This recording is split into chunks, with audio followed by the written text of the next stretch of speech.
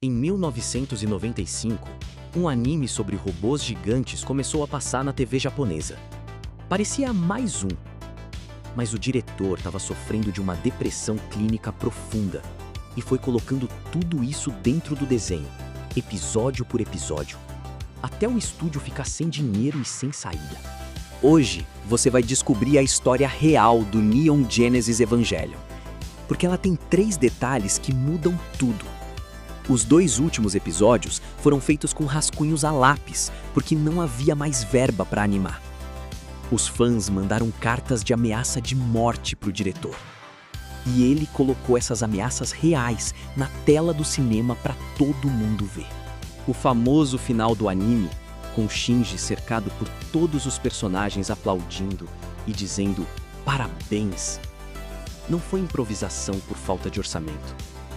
Foi uma escolha deliberada de um diretor trabalhando sua própria crise mental publicamente, em horário nobre, na televisão japonesa. E tem um detalhe sobre o que Anno disse em entrevista sobre a depressão que muda completamente como você vai enxergar cada episódio que você já assistiu. A história completa vem agora.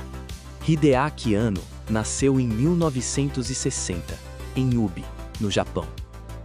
Desde jovem foi obcecado por anime e tokusatsu, os programas japoneses de heróis com fantasia e efeitos especiais.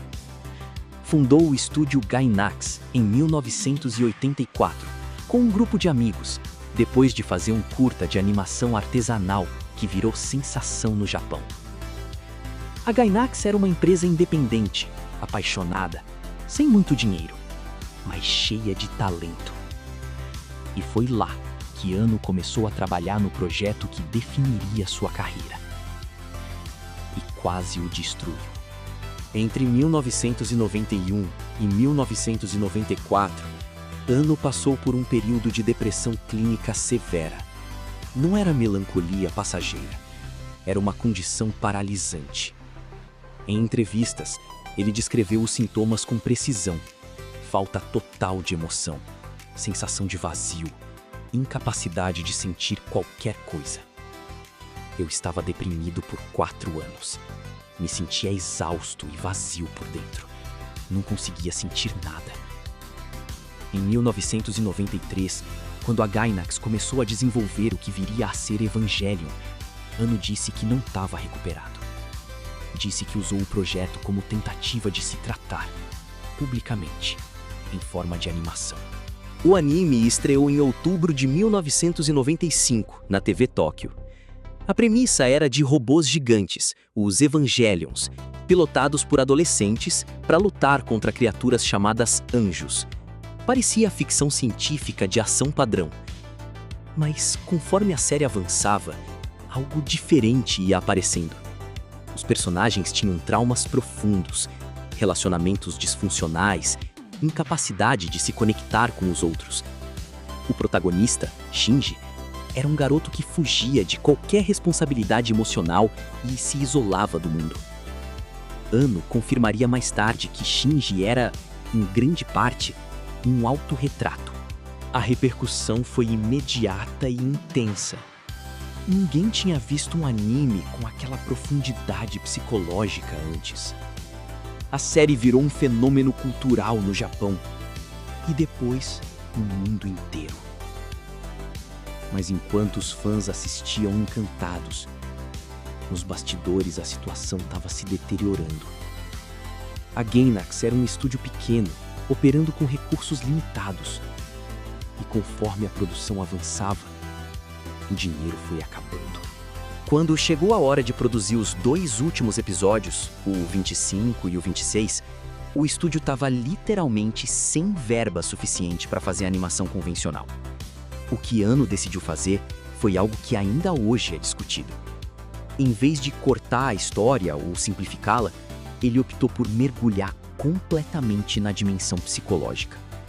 Os episódios finais são compostos quase que inteiramente de storyboards a lápis, quadros estáticos, imagens repetidas, textos sobre fundo preto e sequências em que os personagens existem apenas como vozes discutindo sua própria realidade. E então vem o final. Shinji, o protagonista, passa por uma espécie de colapso e renascimento psicológico. E a série termina com todos os personagens ao redor dele, aplaudindo, sorrindo, dizendo parabéns, parabéns! Para muitos espectadores que esperavam uma resolução convencional, com batalhas, explosões e respostas sobre o universo do anime, foi um choque. Para Anno, era exatamente o que ele queria dizer. A verdadeira vitória de Shinji não era vencer os anjos, era aceitar a si mesmo. A reação dos fãs foi furiosa, não no sentido de decepção moderada. Foi raiva intensa, organizada e, em alguns casos, ameaçadora. Anno e a Gainax receberam centenas de cartas. Algumas eram críticas, muitas eram insultos e algumas eram ameaças de morte, literais, detalhadas, endereçadas ao criador da série. Anno confirmou ter recebido ameaças físicas. O Japão dos anos 90 não tinha redes sociais, mas tinha correio. E os fãs usaram.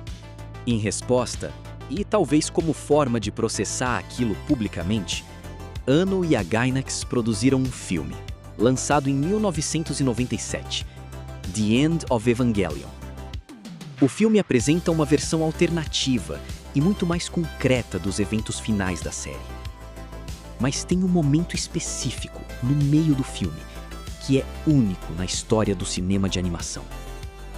Uma sequência em que texto preto sobre fundo branco vai aparecendo na tela.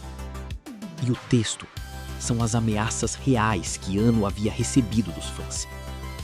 Palavras como "você não vale nada" e "você merece morrer" aparecem literalmente na tela, como se Anno estivesse dizendo ao público: "É isso que vocês me enviaram." The End of Evangelion foi um sucesso de bilheteria enorme no Japão. E foi ainda mais perturbador que a série. Mais violento, mais sombrio, mais visceralmente honesto sobre o que Anno estava sentindo. O filme termina de uma forma que, dependendo de como você interpreta, pode ser esperançosa ou completamente nihilista. Talvez intencionalmente as duas coisas ao mesmo tempo. O impacto cultural do Evangelion foi transformador. Antes dele, anime de robôs era entretenimento de ação. Depois dele, abriu-se espaço para obras que tratavam de trauma, identidade, saúde mental e a dificuldade de se conectar com outras pessoas. Neon Genesis Evangelion é citado como influência direta por criadores de filmes, jogos, músicas e outros animes ao redor do mundo. E tudo isso nasceu de um diretor que usou a animação como terapia, sem pedir permissão a ninguém.